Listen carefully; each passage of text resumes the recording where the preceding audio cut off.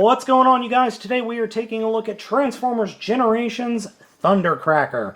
This guy is a repaint of the Transformers Generations FOC Starscream, which I have already reviewed. So let's go ahead and get Thundercracker out of the packaging and take a look.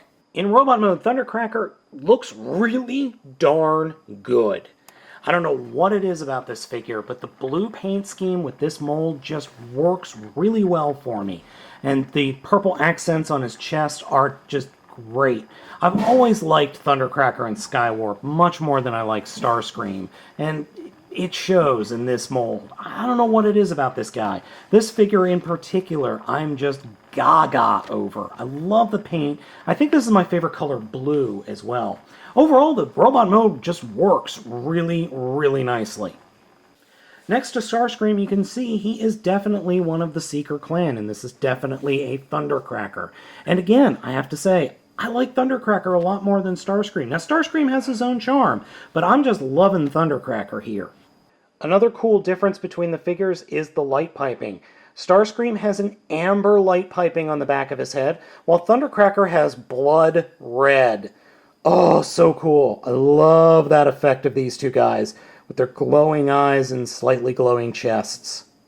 Something I did find weird is Thundercracker's weapon that he comes with. It's the same one that Starscream came with, but it's lacking paint apps, oddly enough, and it keeps wanting to split apart. So it does have the spinning gimmick that the original one had, that Starscream's had, but as you can see, Starscream's has a lot more paint apps.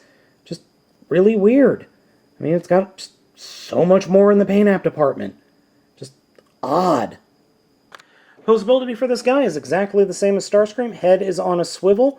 Shoulders are on a ball joint with a swivel just underneath that. Double elbow, so you got plenty of articulation there in the elbow. Fists do rotate.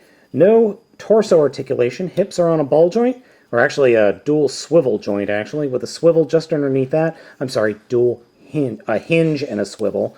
Hinge at the knee, and then some minor articulation there in the ankles. Okay, that's more than minor. And foot articulation. Transformation is exactly the same as Starscream's. I'm going to start off with by taking these front bits by his head and folding them forward, turning the head around, and then disconnecting the backpack from the rest of the body and hinging that out until it plugs in.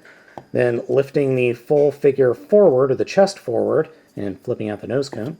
Then taking the arms and folding them in, twisting them around, and making sure the fists are pointing in. Fold them up into the body of the figure. Again, if you've ever transformed a Veritech fighter from Robotech, it's very similar, or almost exactly the same, transformation here. And hello, head. Then take the legs and fold them straight back, and they will peg into place. And then fold up the feet into the thrusters.